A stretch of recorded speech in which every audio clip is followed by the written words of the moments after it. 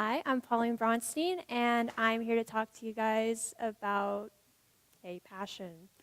Um, 3 months ago, I was a serious nail biter.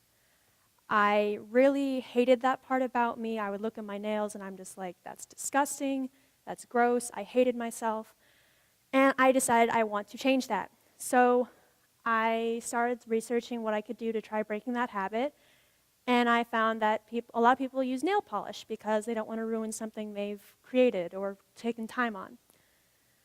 And so I'm going to talk to you guys about nail polish. So I'm going to start with basics of just what I've learned over these past 3 months, and then I'll move on to nail art. Most of you guys already know the basics because it's basic. Really, just use a base coat. Otherwise, you will dye your nails orange or yellow or green, and it's disgusting, and it's great, but use a base coat. And then you'll want to clip and file them a lot, because if you're a nail biter and you see your nails and you feel them touching your skin, you will want to bite them. And if you do not file them, it will be a lot worse for you. You should also use a top coat if you want them to last more than a day and a half, or overnight, or anything. Okay, so what really got me was nail art. And I found that the first thing I did was something like that, where I would got painter's tape or Scotch tape in 2 colors, and I would tape it off, and I would make something like that. And I really liked that. But I got into more advanced things, like there's this thing called striping tape, which is much thinner, and you could probably find it at a dollar store for maybe 10 cents. And you can either use it directly, like that woman did, where you just lay it on directly and put a top coat over it and you're good. Or you can do like we did with the Scotch tape and remove it before it dries, and you'll have something much more advanced. There's a lot of different things you can do. I've seen glitter, I've seen sequins, I've seen flower petals. You can use almost anything, just put on your nails.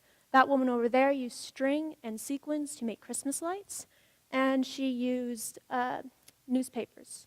She just took the ink off newspaper and put on her nails. And this is my favorite type of nail art. You take a dotting tool, which you can make yourself or buy, and if you buy them, you can get a lot of different sizes for anything, and if you make them, you have to make them individually. So, yeah, you can make that at home by yourself, just a bobby pin or a straight pin, and then these ones are the fun ones, because there's just so much depth to what you can do. The top one up there is plates. They're metal plates that you put nail polish on and a stamp, and you can stamp designs directly onto your nails. The colors behind that are gradients, which you can use by putting two or more colors onto a sponge and then laying it on. The one on the right with the lovely sequins in the design, that's hand-placed glitter. That stuff takes forever. If you do not have 5 hours to do your nails, do not do your nails that way.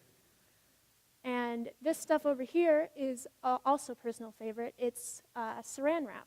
You take two coats of color, and you use saran wrap and apply them, and you get something that looks foggy like that. That one over there is called water marbling.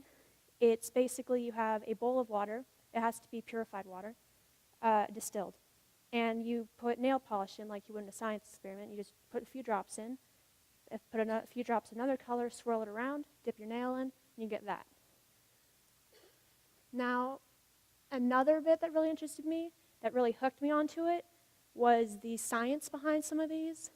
There's this stuff called crackle, and basically it shrinks while it dries, and you'll end up with something like that where there's cracks.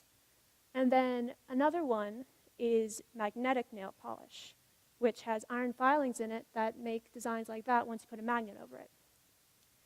Now the third one I really liked, but you can't get in the US because there's chemicals in it that Customs doesn't like.